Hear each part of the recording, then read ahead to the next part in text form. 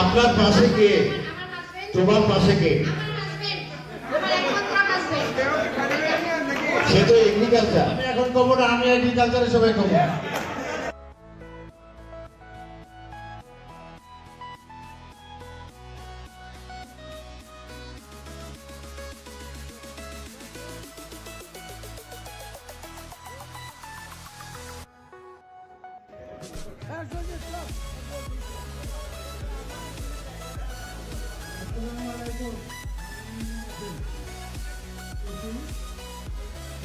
আজকের এই 2025 দোস্ত আয়োজন, বিশেষ করে দোস্ত জফা ইথি ওবায়দুল ইসলাম এবং অন্য সবাইকে আমার আন্তরিক শুভেচ্ছা ও অভিনন্দন জানিয়ে ভবিষ্যতে এই ধারা যাতে অব্যাহত থাকে সেই আহ্বান জানিয়ে এখানে শেষ করছি।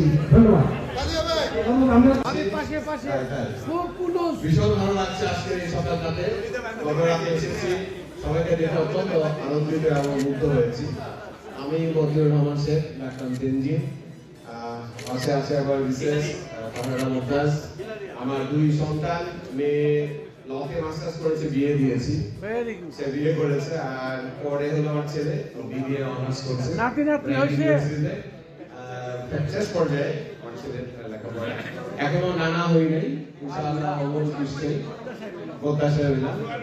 সবাইকে অনেক অনেক শুভেচ্ছা, আমার জন্য দোয়া রাখবেন, আমার ফ্যামিলির জন্য দোয়া রাখবেন। আমি জানি চাকরি আমাদের অনেক দিন শেষ, আমার চাকরি আগামী মে মাসে শেষ, আমি এই বছরের বেঁধে শেষ। সবার অনেক সমর্থন পেয়েছি, ভালোবাসা পেয়েছি, সবাইকে আমাদের শুভেচ্ছা। আরো হবে চাকরি, আরো বাড়বে।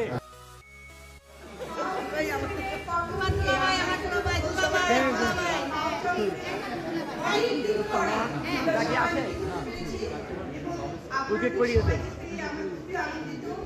এই সবুজ চত্বরে সবাইকে আমি স্বাগত জানাচ্ছি বারবার। এবং আমার পরিচয় হয়তো এর মধ্যে কিছুটা জেনে ফেলেছে, তবু আমি পুরাটা বলি। আমার নাম মাহবুবা জাহান। আমি এখানে প্রফেসর হিসেবে আছি। এই বিথি আর টু ক্লোজ স্যার হোক যাই হোক, একটু ক্লোজ দাঁড়াও। এই যা চল চল।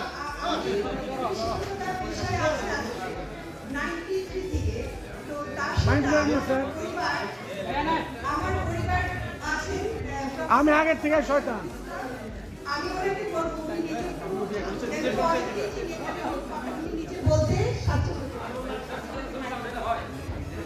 আমি প্রফেসর শরীফ মাহবুবার হাসপাতাল।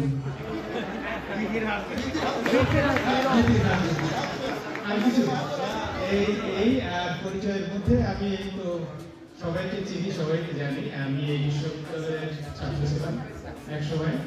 1983 সালের জুন মাসে এই বিশ্ববিদ্যালয়ের শিক্ষক হিসেবে যোগ দিই।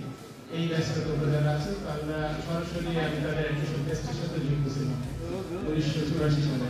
তো সেই ব্যাচটা আমার প্রথম দিকের ব্যাচ, আমি খুব প্রাউড ফিল করি এই ব্যাচটাকে দেখে, কারণ যে আমার প্রথম ছাত্র এরা। সেই জন্য প্রথম ছাত্রের বউ আছে,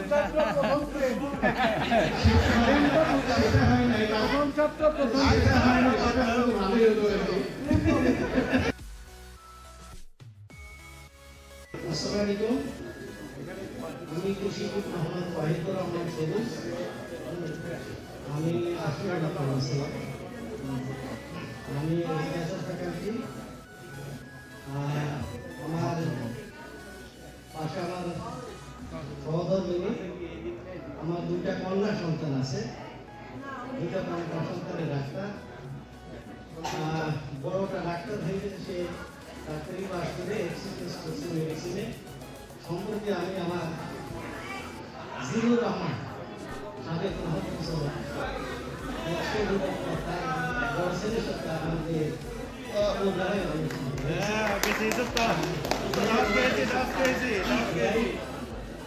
আমরা এগ্রিকালচার ফ্যাকাল্টি সবাই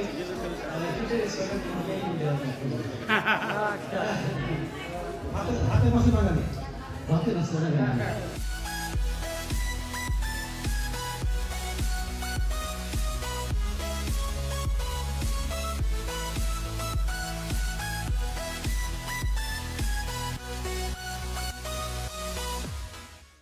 বিসমিল্লাহিররহমানিররহিম। আসসালামু আলাইকুম।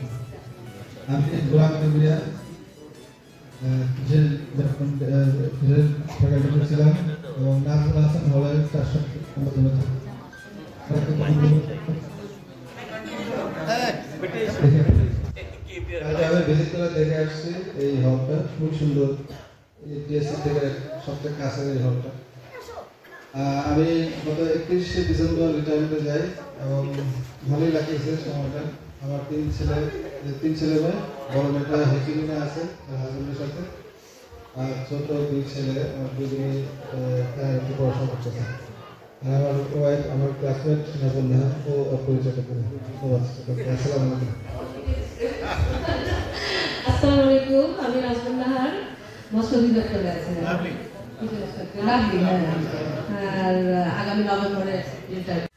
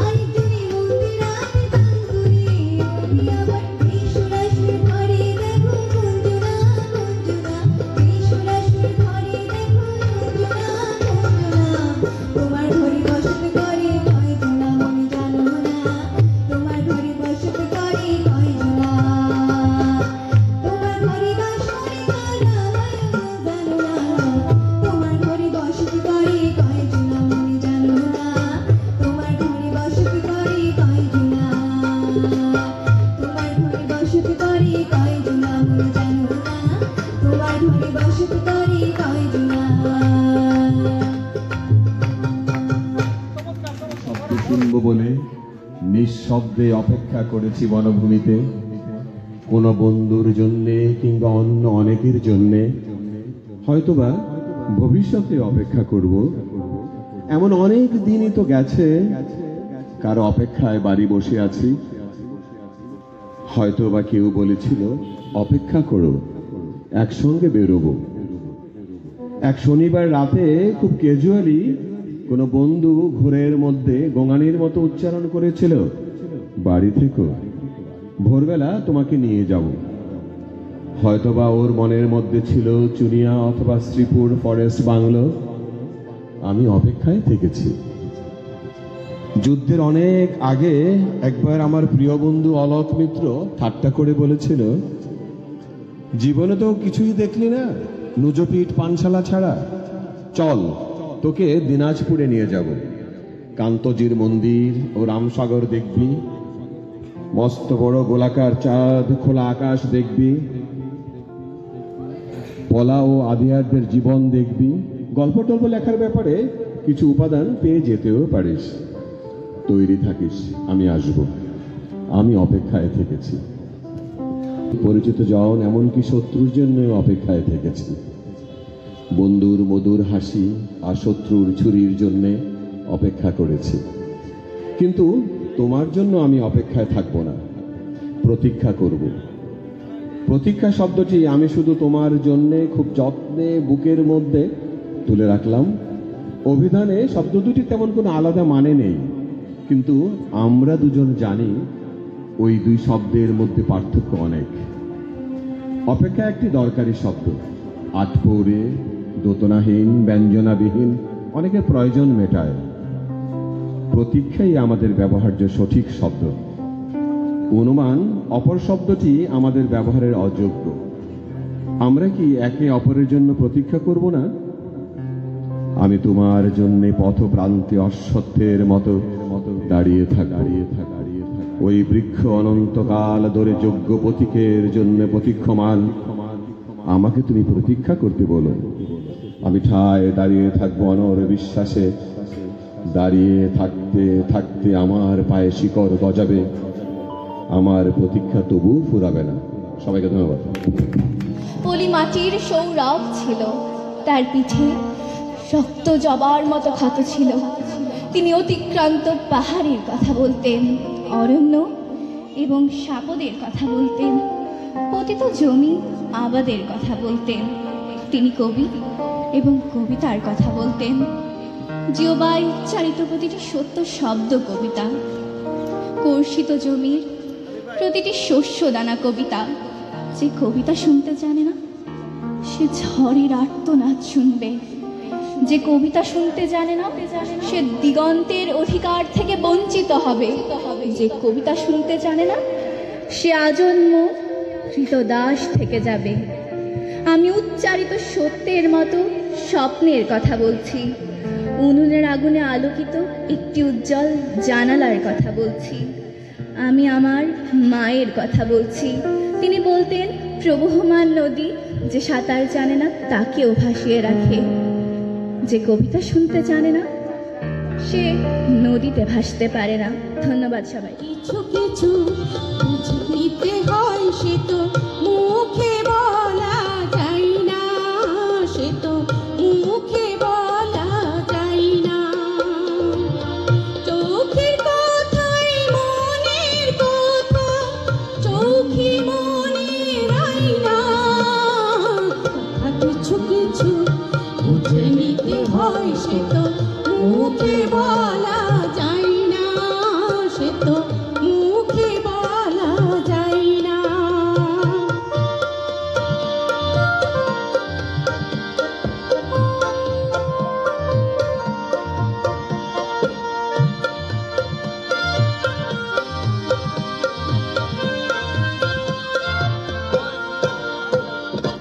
মন আছে যার মনের কথা, সে শুধু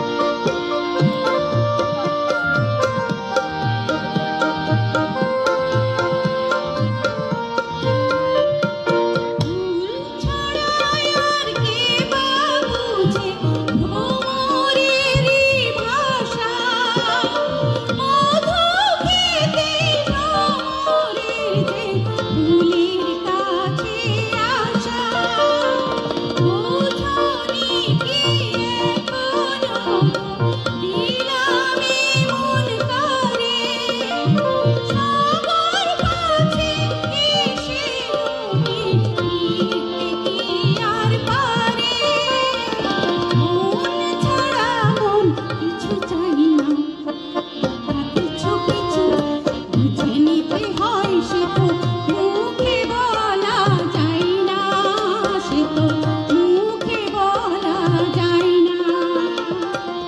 চোখের কথাই মনের কথা, চোখে মনে রাই না, কিছু কিছু বুঝে নিতে হয়, সে তো মুখে বলা যায় না, সে তো মুখে বলা যায় না। কিছু কিছু বুঝে নিতে হয়, সে তো মুখে বলা যায় না, সে তো মুখে বলা যায় না। ধন্যবাদ। পৌষের কাছাকাছি রোদ মাখা শীতদিন, ফিরে আর আসবে কি কখনো, ফিরে আর আসবে কি কখনো। খুশি আর লজ্জার মাঝামাঝি সেই হাসি, তুমি আর হাসবে কি কখনো, তুমি আর হাসবে কি কখনো। পৌষের কাছাকাছি রোদ মাখা সেদিন, ফিরে আর আসবে কি কখনো, ফিরে আর আসবে কি কখনো।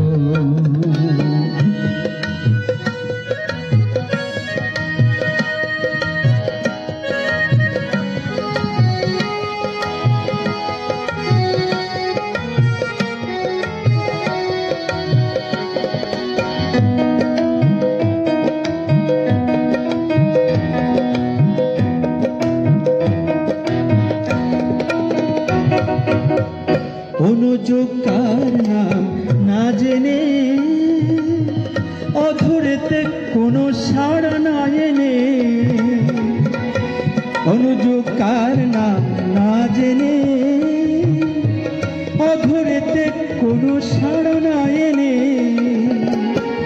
দেখা আর না দেখার কাছাকাছি কোনো রং, চোখে আর ভাসবে কি কখনো, চোখে আর ভাসবে কি কখনো। পৌষের কাছাকাছি রোদ মাখা শীতদিন, ফিরে আর আসবে কি কখনো, ফিরে আর আসবে কি কখনো।